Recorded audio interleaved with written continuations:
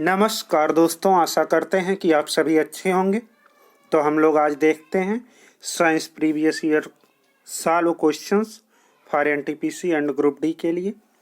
हाँ, अगर आप हमारे चैनल पे नए हैं तो प्लीज़ चैनल को सब्सक्राइब कर लें और बेल आइकन को प्रेस कर लें। देखते हैं क्वेश्चन नंबर फर्स्ट। NaCl किसका रासायनिक सूत्र है? ऑप्शंस हैं अमोनिया, पानी, नमक, चीनी। तो इसका ऑप्शन सी सही है। NaCl नमक का रासायनिक सूत्र है और इसका रासायनिक नाम सोडियम क्लोराइड है, जबकि अमोनिया का रासायनिक सूत्र NH3 होता है। पानी का H2O है। चीनी ग्लूकोज का जो है C6H12O6 होता है। देखते हैं नेक्स्ट क्वेश्चन।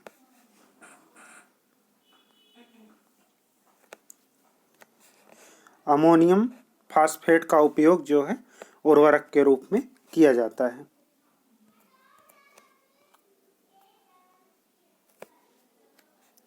निम्नलिखित में से कौन सा जल प्रदूषण का कारण नहीं है?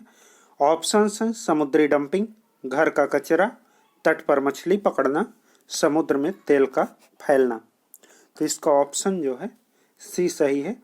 तट पर मछली पकड़ना जो है ये जल प्रदूषण का कारण नहीं है, जबकि जल प्रदूषण का प्रमुख कारण जो है समुद्र में तेल का फैलना है, जो कि जहाज़ों से रिसाव के कारण होता है। और इसको साफ करने के लिए जो है सुपरबग नामक जीव से तेल, समुद्र की सतह से तेल को साफ किया जाता है। यह काफ़ी इम्पोर्टेंट है। देखते हैं नेक्स्ट क्वेश्चन। किस प्राणी के जीनोम को नवंबर में प्रकाशित किया गया था, जो 10 वर्ष तक भोजन पानी के बिना जीवित रह सकता है और मांस पिगलेट के रूप में जाना जाता है?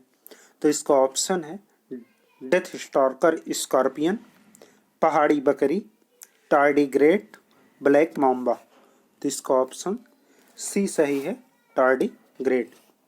यह ऐसा जीनोम है जो कि 10 वर्ष तक बिना भोजन और पानी के जीवित रह सकता है और मांस पिगलेट के रूप में जाना जाता है। जीनोम प्रोजेक्ट जो होता है के द्वारा प्रमाणित किया जाता है कि सभी जीवों के जीन का जीनोम प्रोजेक्ट जीन का 99.9% अपने प्रजाति के समान होता है। जीनोम द्वारा मानव विकास के विभिन्न पहलुओं पर शोध किया जाता है। देखते हैं नेक्स्ट क्वेश्चन। पशुओं की प्रजातियां ज्यादातर किसके कारण लुप्त प्राय हो रही हैं? ऑप्शंस हैं आवास विखंडन, अम्ल वर्षा, अत्यधिक शिकार, पानी की कमी। तो इसका ऑप्शन ए सही है। आवास विखंडन के कारण पशुओं की ज्यादातर प्रजातियां जो हैं लुप्त प्राय हो रही हैं। अनुकूलतम वातावरण जो है किसी जीव के रहने के लिए अनिवार्य शर्त है। प्राकृतिक चयन आवरण के अनुसार जो है आधार पर जीव अपने अनुकूल क्षेत्र आवास के लिए चुनते हैं। जैसे साइबेरियन पक्षी अपना स्थान अपने वातावरण के अनुकूल चेंज कर लेते हैं, संगम में ठंडी में चले जाते हैं। देखते हैं नेक्स्ट क्वेश्चन। निम्नलिखित में से कौन सा सत्य है? ऑप्शंस हैं रेटिना पर बनने वाला प्रतिबिंब उल्टा होता है, मूल छवि का 2 गुना होता है, रेटिना पर बनने वाला प्रतिबिंब का आकार वस्तु के समान होता है, रेटिना पर निर्मित प्रतिबिंब ऊर्ध्वाधर होता है। तो इसका ऑप्शन जो है ए सही है। रेटिना पर बनने वाला प्रतिबिंब उल्टा और जो है वस्तु के मूल के समान होता है। देखते हैं एक्सप्लेन। मानवनेत्र जो है एक प्रकाशिक यंत्र जो फोटोग्राफिक कैमरा की तरह व्यवहार करता है। इसके द्वारा रेटिना पर वास्तविक चित्र का उल्टा प्रतिबिंब बनता है। आँख से देखने की स्पष्ट न्यूनतम दूरी जो है वो 25 सेंटीमीटर है। ये काफ़ी एग्जामों में पूछा जाता है। और आँख का दान किया जाने वाला भाग जो है वो कार्निया है। ये भी बहुत इम्पॉर्टेंट है। और कार्निया के प्रत्यारोपण को आपकी जानकारी के लिए कीरेटोप्लास्टी कहते हैं। जो आँख का प्रत्यारोपण या कार्निया का प्रत्यारोपण दोनों एक ही है, इसको कीरेटो प्लास्टी के नाम से जानते हैं। देखते हैं नेक्स्ट क्वेश्चन। निम्नलिखित में से किस जर्मन वैज्ञानिक ने यक्ष किरणों की खोज की थी? ऑप्शंस हैं Wilhelm Roentgen, Philipp Lenard, Marie Curie, William Crookes. तो इसका ऑप्शन ए है। विल्हेम रोंटगन ने एक्सरेज किरणों की खोज की थी और एक्सरेज किरणों की यूनिट भी इन्हीं के नाम पर रोंटगन रखी गई है। देखते हैं एक्सप्लेन। विल्हेम रोंटगन ने एक्सरेज किरणों की खोज की थी। इसका उपयोग जो है चिकित्सा क्षेत्र में और औद्योगिक क्षेत्र दोनों में किया जाता है। चिकित्सा क्षेत्र में जो है रोगी के शरीर की तस्वीर लेने में, हड्डियों के जोड़ टूट फूट देखने के लिए, और औद्योगिक क्षेत्र में हवाई अड्डों पर ग्राहकों की और सामान की जांच के लिए किया जाता है। और यह कैंसर की सेल कोशिकाओं को मारने के लिए भी इसका उपयोग किया जाता है। और अधिकतर एग्जाम में पूछा जाता है कि कैंसर के इलाज में किस गैस का उपयोग किया जाता है, तो वो रेडान है। और पूछता है अगर ऑप्शन में हो कोबाल्ट 60 होता है। ये कैंसर से रिलेटेड इतनी जानकारी है। और कैंसर की जांच को बायोप्सी जांच के तहत की कहते हैं। देखते हैं नेक्स्ट क्वेश्चन। रेडियम किस खनिज से प्राप्त किया जाता है? ऑप्शंस हैं रूटाइल, हेमेटाइट, चूना पत्थर, पिचब्लेंड। तो इसका ऑप्शन जो है डी सही है। पिचब्लेंड नामक खनिज से रेडियम धातु प्राप्त किया जाता है। रेडियम जो है पिचब्लेंड नामक खनिज से प्राप्त किया जाता है। और रेडियम की खोज मैडम क्यूरी ने की थी। रेडियम एक चमकने वाली और बहुत बहुमूल्य धातु है जो विभिन्न प्रसाधन सामग्री बनाने में प्रयोग किया जाता है। देखते हैं नेक्स्ट क्वेश्चन। यदि एक सर्किट का प्रतिरोध 2 गुना किया जाता है तो वोल्टेज को समान रखने के लिए सर्किट में विद्युत धारा आधी बढ़ जाएगी, आधी घट जाएगी, स्थिर रहेगी, शून्य हो जाएगी। तो इसका ऑप्शन बी सही है। जब सर्किट का प्रतिरोध 2 गुना कर दिया जाएगा तो वोल्टेज को समान रखने के लिए जो है सर्किट में विद्युत धारा आधी घट जाएगी। विद्युत परिपथ में लगे फ्यूज तार जो है वो विद्युत उपकरणों की सुरक्षा के लिए उपयोग किया जाता है। और फ्यूज तार में जो है 63% टिन और 37% सीसा की मिश्र धातु होती है। इसका गलनांक जो है बहुत कम होता है। देखते हैं नेक्स्ट क्वेश्चन। निम्नलिखित में से कौन सा स्टेम सेल का एक प्रकार नहीं है? ऑप्शंस हैं नाभिरज्जु, भूड, भूडमूलीय, मेद, फैट, वसा। तो इसका ऑप्शन जो है डी सही है, मेद। मेद जो है एक प्रकार का स्टेम सेल का प्रकार नहीं है। स्टेम सेल जो होती है किसी जीव से निकाला गया भाग है जो नवीन सेल के निर्माण में सहयोग करता है। इसे टेंस सेल का प्रयोग चिकित्सा क्षेत्र में किया जाता है। स्टेम सेल का प्रयोग जो है चिकित्सा क्षेत्र में किया जाता है। देखते हैं नेक्स्ट क्वेश्चन।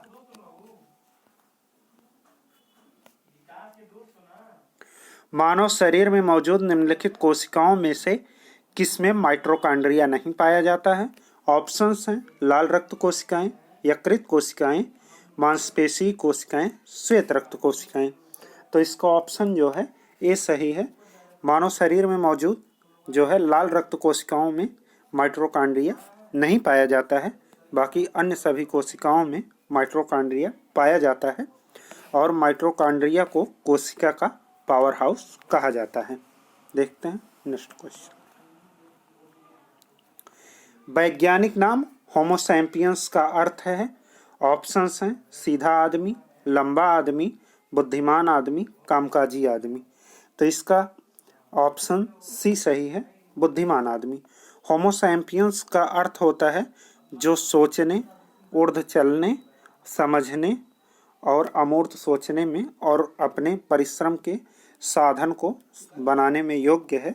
तो इससे स्पष्ट होता है कि इसका ऑप्शन सी सही होगा, बुद्धिमान मानो, होमो सैपियंस का अर्थ। देखते हैं नेक्स्ट क्वेश्चन। मूल तत्वों की आवर्त सारणी बनाने वाले पहले वैज्ञानिक कौन थे? ऑप्शंस हैं Henry Moseley, Robert Boyle, Mendeleev, John Newlands. तो इसका ऑप्शन जो है आपका सी सही है। मूल तत्वों की आवर्त सारणी बनाने वाले पहले वैज्ञानिक जो हैं ये मेंडलीफ थे, और जो है आधुनिक आवर्त सारणी जो है हेनरी मोसले ने दिया था, आधुनिक इन्होंने बनाया था। देखते हैं नेक्स्ट क्वेश्चन।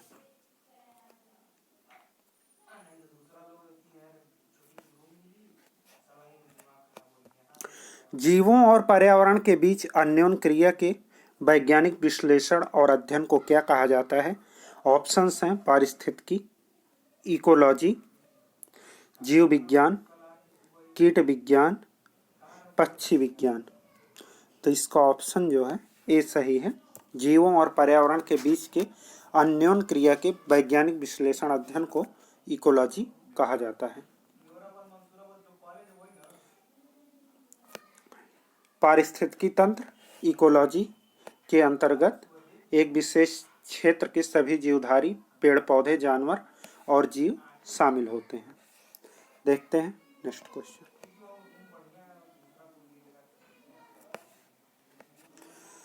बाह्य अंतरिक्ष में यात्रा करने वाले प्रथम मानव कौन थे?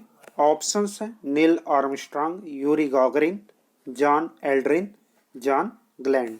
तो इसका ऑप्शन जो है बी सही है।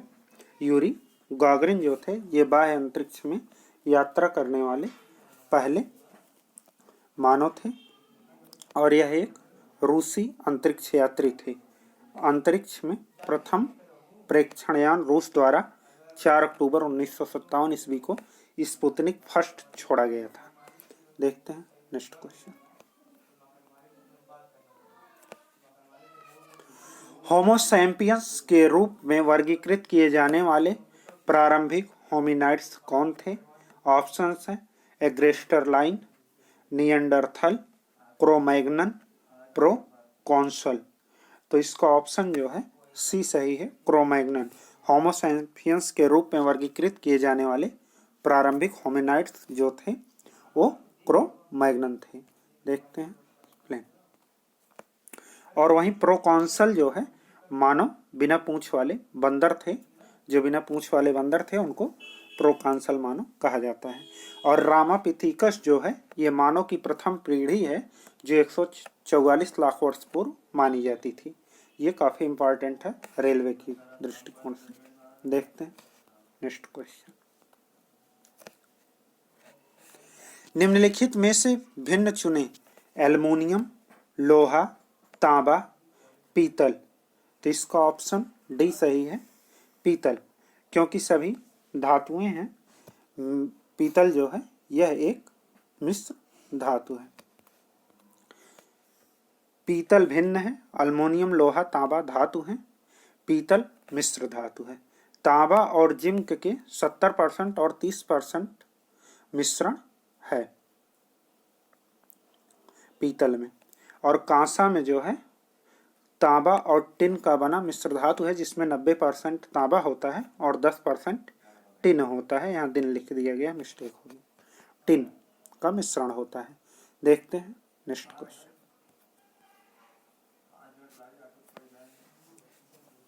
निम्नलिखित जीवों में से कौन सा जीव मुकुलन द्वारा प्रजनन नहीं करता है? ऑप्शंस हैं मूंगा, हाइड्रा, स्पंज, एनेलिडा। तो इसका ऑप्शन डी सही है, एनेलिडा। एनेलिडा जो है मुकुलन द्वारा प्रजनन नहीं करता है। एनेलिडा का प्रजनन मुख्यतः काइटिन के बने सीटी द्वारा होता है। एनेलिडा संघ के प्राणी का उत्सर्जक वृक्क द्वारा होता है। कछुआ, जोक आदि इसी संघ के जीव हैं।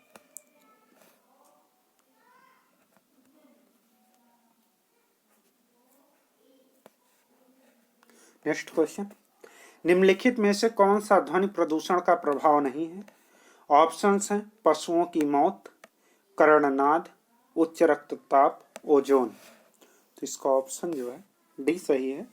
ध्वनि प्रदूषण का ओजोन पर कोई फर्क नहीं पड़ता है। देखते हैं इसमें ध्वनि प्रदूषण का प्रभाव जो है ओजोन परत पर नहीं पड़ता है।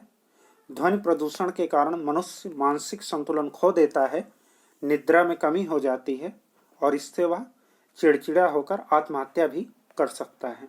ओजोन क्षय का मुख्य कारण जो है CFC गैस है। देखते हैं नेक्स्ट।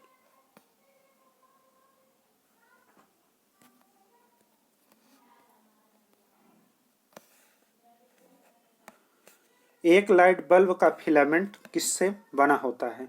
ऑप्शंस हैं प्लेटिनम, टैटलम, टंगस्टन, एंटीमनी। तो जो है लाइट का फिलामेंट जो होता है, बल्ब का फिलामेंट जो है टंगस्टन का बना होता है। बल्ब का आविष्कार जो है एडिसन महोदय ने किया था। देखते हैं आगे।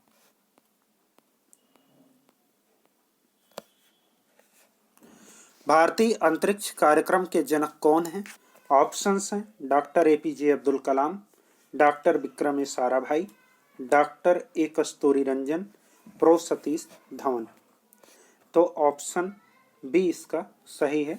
डॉक्टर विक्रम साराभाई को भारतीय अंतरिक्ष कार्यक्रम का जनक माना जाता है। अंतरिक्ष विभाग की स्थापना जो है 1972 ईस्वी में किया गया था और डॉक्टर APJ अब्दुल कलाम को भारत में मिसाइल मैन के रूप में जाना जाता है। देखते हैं नेक्स्ट क्वेश्चन। एकमात्र अधातु कौन सी है जो कमरे के तापमान पर द्रव में बदल जाती है? ऑप्शंस हैं पारा, ब्रोमीन, क्लोरीन, गैलियम। तो इसका ऑप्शन जो है बी सही है। ब्रोमीन एकमात्र ऐसी धातु है जो कमरे के तापमान पर द्रव अवस्था में बदल जाती है। कमरे का जो अनुकूलतम तापमान होता है वो 27 डिग्री सेल्सियस माना जाता है। एकमात्र धातु जो है पारा है जो कमरे के तापमान पर हमेशा तरल अवस्था में रहती है। देखते हैं नेक्स्ट क्वेश्चन। निम्नलिखित में से कौन सा यौगिक गुर्दे की पथरी के निर्माण करने वाला सर्वाधिक सामान्य यौगिक है? ऑप्शंस हैं calcium oxalate, magnesium oxide, sodium bicarbonate. तो इसका ऑप्शन ए सही है। कैल्शियम ऑक्जेलेट जो है ये मानव शरीर के गुर्दे में पथरी का निर्माण करने वाला सर्वाधिक सामान्य यौगिक है। इसका निर्माण जो है खाद्य पदार्थ और शरीर में स्वतः भी होता है और भोज्य पदार्थों में भी पाया जाता है। गुर्दे की पथरी जो है ये सेलों की कोशिकाओं की एक गांठ से बनी होती है जिसके फटने से मानव की मौत भी हो सकती है। इसका उपचार जो है सर्जरी, लेजर द्वारा और दवा से भी किया जा सकता है। देखते हैं नेक्स्ट क्वेश्चन। 2015 में किस ग्रह पर जमे हुए पानी के भूमितल ग्लेशियरों की खोज हुई थी? ऑप्शंस हैं मंगल, शुक्र, बृहस्पति। तो इसका ऑप्शन जो है ए सही है। मंगल ग्रह पर जो है जमे हुए भूमिगत ग्लेशियरों की खोज की गई थी। देखते हैं आगे एक्सप्लेन। मंगल ग्रह पर वर्ष 2015 में जमे हुए पानी के भूमिगत ग्लेशियरों की खोज की गई थी। मंगल ग्रह पर जो है मीथेन गैस सर्वाधिक पाया जाता है। इस समय मंगल ग्रह पर जीवन की संभावनाएं जो है वो प्रबल हो रही हैं। मार्स ग्रह पर भारत ने भी मंगलयान भेजा है। देखते हैं नेक्स्ट क्वेश्चन।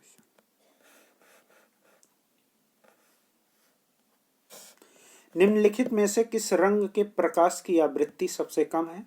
ऑप्शंस हैं हरा, नीला, लाल और बैगनी। ऑप्शन नीचे होगा। इसका ऑप्शन जो है सी सही होगा, लाल। देखते हैं जो है प्रकाश जो है लाल रंग की आवृत्ति जो है सबसे कम होती है और बैगनी रंग की जो है सबसे अधिक होती है। विभिन्न रंगों का जो वर्ण विक्षेपण है ऊपर की ओर से बैगनी का सबसे अधिक होता है, फिर जामुनी, नीला, हरा, पीला, नारंगी तथा लाल का सबसे कम होता है। देखते हैं नेक्स्ट क्वेश्चन। नवजात शिशु के शरीर में कितनी अस्थियां होती हैं? ऑप्शन ए है 300 और ऑप्शन ए ही सही है, लगभग 300 अस्थियां पाई जाती हैं जो है शिशु के, नवजात शिशु के शरीर में।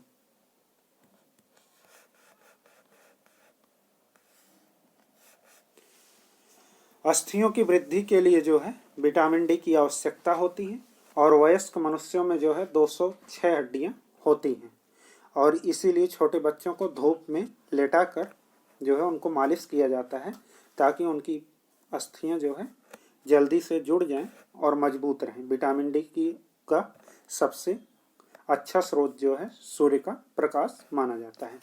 सबसे बड़ी हड्डी जो है फीमर जांघ की हड्डी होती है, ये काफी एग्जाम में पूछी जाती है। और सबसे छोटी हड्डी जो है स्टेप्स कान की होती है और सबसे कमजोर हड्डी जो है ये मेलियस होती है और सबसे मजबूत जो है वो मैंडिबल होती है, जबड़े के नीचे वाली। और एक हायार्ड नाम की हड्डी होती है जिसको फांसी हड्डी के नाम से जाना जाता है। फांसी लगाने पर वो गले में जबड़े के नीचे होती है, वही टूटती है, उसको बोलते हैं हायार्ड। इतनी हड्डियां एग्जाम में काफ़ी बार रिपीट करके पूछी जाती हैं। और चमकीली हड्डी पैर में होती है, टीबिया। देखते हैं नेक्स्ट क्वेश्चन।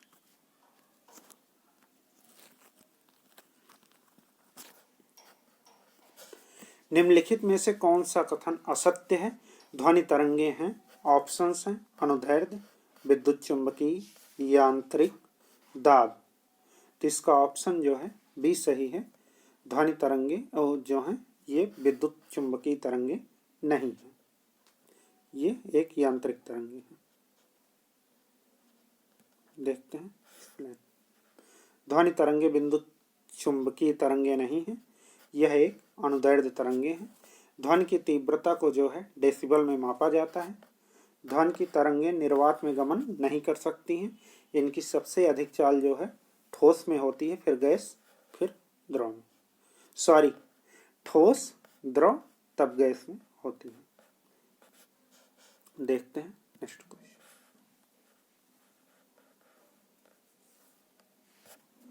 लुप्त प्राय दुर्लभ प्रजातियों की सुरक्षा एवं संरक्षण के लिए उन्हें उनके प्राकृतिक निवास से किसी दूसरे व्यवस्था क्षेत्रों में ले जाने को क्या कहा जाता है? ऑप्शंस हैं एक्स सीटू संरक्षण, इन सीटू संरक्षण, प्रवास संरक्षण, सुरक्षात्मक संरक्षण। तो इसका ऑप्शन जो है ए सही है, एक्स सीटू संरक्षण। देखते हैं एक्सप्लेन। लुप्त प्राय प्रजातियों को सुरक्षा संरक्षण के लिए उन्हें उनके प्राकृतिक निवास से किसी दूसरे व्यवस्थित क्षेत्र में ले जाकर उनको शिफ्ट करने को एक्स सीटू संरक्षण कहा जाता है। और यदि वो जहाँ रह रही हैं वहीं उनको सुरक्षा प्रदान किया जाए तो उसे इन सीटू संरक्षण कहा जाता है। जिसे जैव विविधता को स्वास्थान संरक्षण प्रदान करना ही इन सीटू संरक्षण है। जैसे सरकार द्वारा बायोस्फीयर रिजर्व, राष्ट्रीय उद्यान, आर्द्र स्थलों की का संरक्षण, इनकी आवश्यकता इसलिए है क्योंकि ये पर्यावरण प्रदूषण के कारण जीव या तो लुप्त हो रहे हैं या अन्य क्षेत्रों में पलायन कर रहे हैं। एग्जाम में एक्स सीटू और इन सीटू दो ही पूछा जाता है। देखते हैं नेक्स्ट क्वेश्चन। जब एक वस्तु ऊपर की ओर फेंके जाने पर अपने शीर्ष पर पहुंचती है तो इसका वेग शून्य होता है और इसका त्वरण भी शून्य होता है। ऑप्शन बी है, वेग शून्य होता है और इसका त्वरण लगभग 10 मीटर प्रति सेकंड स्क्वायर होता है। वेग 10 मीटर प्रति सेकंड होता है और इसका त्वरण जो है शून्य होता है। वेग 10 मीटर प्रति सेकंड होता है और इसका त्वरण लगभग शून्य होता है। तो इसका ऑप्शन जो है बी सही है। वेग शून्य होता है और इसका त्वरण जो है लगभग 10 मीटर प्रति सेकंड स्क्वायर होता है। देखते हैं एक्सप्लेन। जब एक वस्तु ऊपर की ओर फेंके जाने पर अपने सिरे पर पहुंचती है जहाँ, तो इसका वेग यहाँ शून्य हो जाता है और इसका त्वरण लगभग 10 मीटर प्रति सेकंड स्क्वायर होता है, जो गुरुत्वीय त्वरण जी के बराबर होता है। किसी वस्तु के विस्थापन की दर को या निश्चित दिशा में प्रति सेकंड वस्तु द्वारा तय की गई दूरी को वेग कहते हैं। वेग और त्वरण दोनों सदिश राशियां हैं। देखते हैं नेक्स्ट क्वेश्चन, जियोट्रॉपिज्म क्या है? ऑप्शंस हैं, गुरुत्वाकर्षण की प्रतिक्रिया के रूप में पौधों की वृद्धि, सूर्य की रोशनी की प्रतिक्रिया के रूप में पौधों की वृद्धि, पोषक तत्वों की प्रतिक्रिया के रूप में पौधों की वृद्धि, जल की प्रतिक्रिया के रूप में पौधों की वृद्धि। तो इसका ऑप्शन जो है ए सही है। गुरुत्वाकर्षण की प्रतिक्रिया के रूप में पौधों की वृद्धि को जियोट्रॉपिज्म कहा जाता है। जियोट्रॉपिज्म जो है गुरुत्वाकर्षण की प्रक्रिया के रूप में पौधों की वृद्धि से संबंधित है। किन्हीं दो पिंडों के बीच कार्य करने वाले बल को जो है गुरुत्वाकर्षण बल कहते हैं, और इसमें एक पिंड जो है पृथ्वी फिक्स है, और इस जी का मान जो है 9.8 मीटर प्रति सेकंड स्क्वायर होता है, और जी का प्रभाव पृथ्वी के प्रत्येक वस्तु पर पड़ता है। देखते हैं नेक्स्ट क्वेश्चन, आज का लास्ट क्वेश्चन, निम्नलिखित में से कौन सी एक ग्रीन हाउस गैस नहीं है? ये काफ़ी इंपॉर्टेंट क्वेश्चन है, हर एग्जाम में आता है। Nitrous oxide, sulphur hexafluoride, copper dioxide, methane. तो इसका ऑप्शन जो है सी सही है। कॉपर डाइऑक्साइड जो है यह ग्रीन हाउस गैस नहीं है, बाकी तीनों ग्रीन हाउस गैसें हैं। कॉपर डाइऑक्साइड को छोड़कर सभी ग्रीन हाउस गैसें हैं।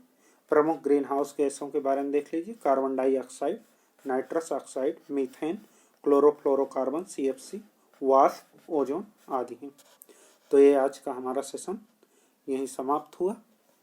हाँ, आपको हमारा ये वीडियो अच्छा लगे, बेनिफिशियल लगे तो वीडियो को लाइक, चैनल को सब्सक्राइब और शेयर करना ना भूलें।